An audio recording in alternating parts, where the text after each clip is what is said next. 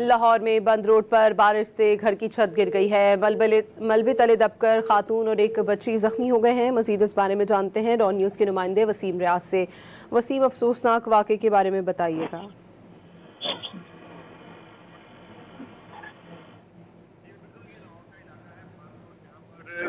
प्लाजे के पास घर की छत जो है वो गिर गई। बताया जा रहा है कि घर जो है वो छत पर मिट्टी और टीयर गार्डर की जो है बनी हुई थी, जो होने वाली बारिश के बाद जो है वो जमीन पहुंच हुई और इसके नतीजे में माँ और बेटी जो है मलबे तले दबकर शदीद जख्मी हो गई। इत्तला मिलने पर इमदादी टीम मौके पर पहुंची, जिनमें रेस्क्यू 1111 शामिल थी, जिन्होंने बच्ची और उसकी वालदा को मलबे से निकालने के बाद इमदाद के लिए अस्पताल में मुंतकिल कर दी, जबकि सीढ़ी को मुकम्मल तौर पर सर्च करने के बाद क्लियर कर दिया गया।